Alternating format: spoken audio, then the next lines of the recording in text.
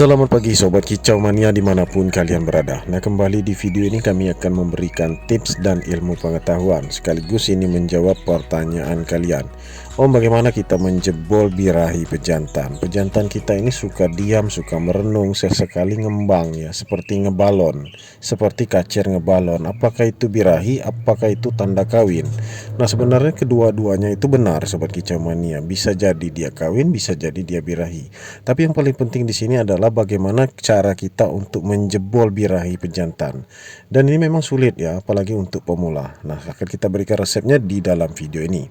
Nah, yang pertama kita siapkan di sini telur burung puyuh. Telur burung puyuh ini kita bisa berikan 1-3 hari dalam 1 minggu. Kita campur jadikan makanan jangkrik. Nah, kemudian kita taburkan pur leopard. Boleh leopard kuning ataupun leopard hijau. Nah, ini sekedar pancingan saja agar jangkrik itu bisa memakan telur burung puyuh. Karena otomatis ketika kita taburkan seperti ini tentu saja nempel di telur burung puyuh.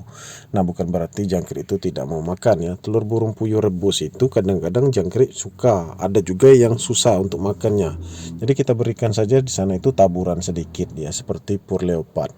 Nah, kemudian kita bisa lihat reaksinya setelah beberapa hari, beberapa minggu, tentu saja konsisten pemberian makan.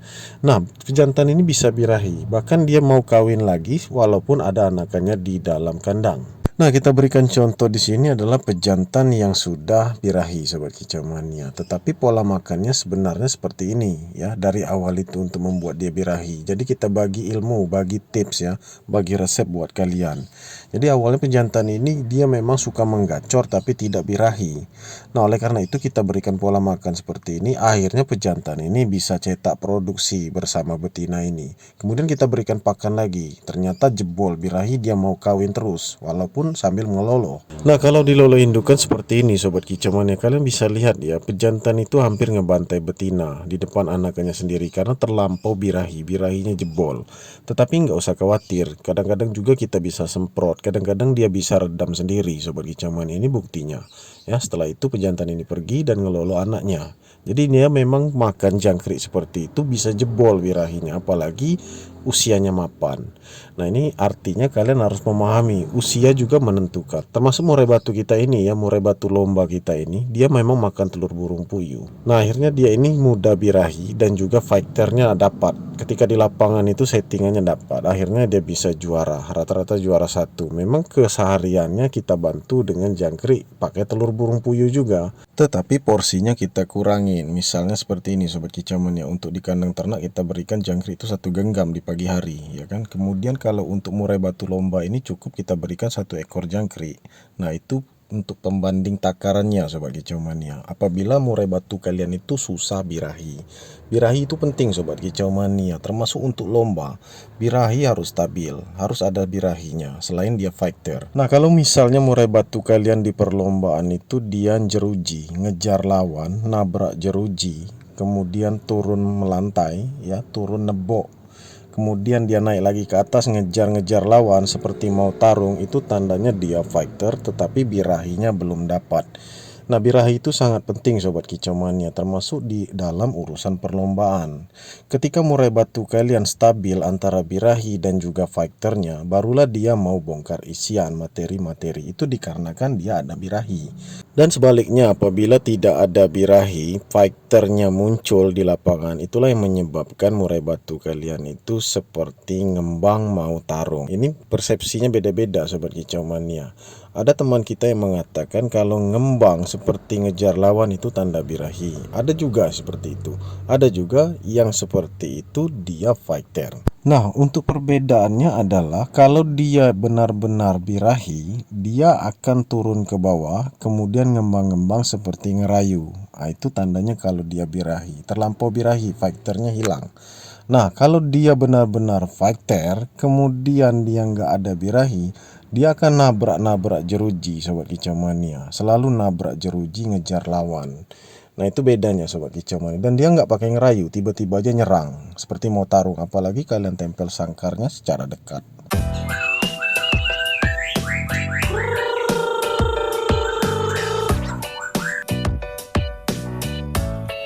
Nah, jadi cukup mudah untuk membandingkan khusus kalian yang ingin tahu masalah birahi. Apa itu birahi murai batu? Apa itu fighter di murai batu seperti apa? Sudah kita berikan contoh dan penjelasannya.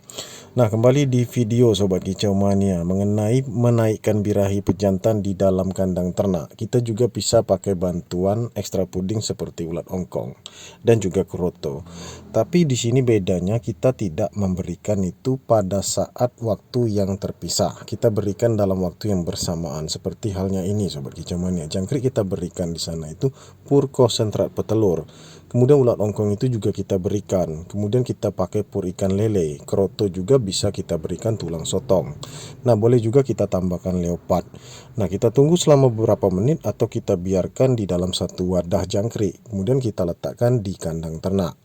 Nah, itu boleh juga dimakan oleh anakan murai batu selain untuk indukan dan juga pejantan ini. Nah, caranya pemberiannya itu ketika anakannya masih di dalam gelodok, sekitar usia 5 hari 7 hari kalau kalian ingin tetap lolo induk ini maksudnya, atau kalian panen saja. Nah, pada saat anakan murai batu itu usia 6 hari 7 hari barulah pola makan seperti yang kita sampaikan tadi kita terapkan. Otomatis dia akan cepat birahi Sobat Kicau Mania. Betina itu juga cepat lagi untuk unjal lalu bertelur.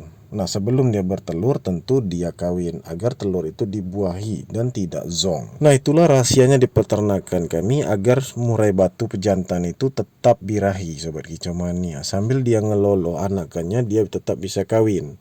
Nah, dia bisa mencetak produksi lagi pada saat anakan murai batu itu turun gelodok. Nah, itu masa-masa dia kawin Sobat Kicau Mania. Karena kebanyakan yang zong itu ya, khususnya di lolo indukan, dia tidak mau kawin pada saat ngelolo anakan, termasuk betinanya itu. Karena betinanya nggak dirayu jantan, jantan itu nggak muncul birahi. Nah, tapi lebih bagus kedua-duanya cepat birahi Sobat Kicau Mania. Antara jantan dan betinanya itu sama-sama mau. Nah, kalau jantan dan betina itu sama-sama mau, mereka tidak perlu ada adegan yang seperti kejar-kejaran, seperti ngebantai, itu tidak perlu Sobat Kicau Mania. Nah, ketepatan untuk membuat mereka birahi ini membutuhkan waktu. Ya, kita harus tahu waktu tunggunya. Seperti anakan murai batu di dalam gelodok seperti ini adalah masa-masa yang cocok untuk memberikan pakan racikan tadi. Ketika anakan murai batu ini keesokan hari dia turun gelodok, barulah pejantan itu ngerayu betina mau ngajak kawin. Tentu saja betina itu harus mau, tentu saja betina harus birahi. Nah, apa jadinya kalau betina tidak birahi? Itulah terjadinya seperti ngebantai, kejar-kejaran, dan itu bisa berakibat fatal walaupun ada anakannya di dalam kandang. Maka dari itu kita harus berhati-hati.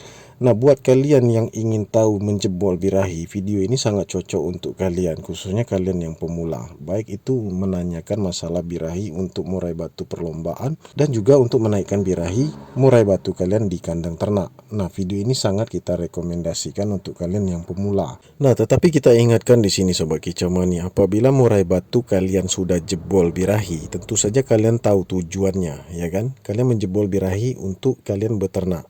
Nah, ketika dia birahinya benar-benar muncul, betina kalian juga harus dipastikan benar-benar birahi agar tidak terjadi hal fatal seperti ngebantai. Dan juga untuk murai batu kalian yang perlombaan, kalian memakai cara seperti ini juga bisa, ya, boleh. Tetapi kalian harus tahu resikonya.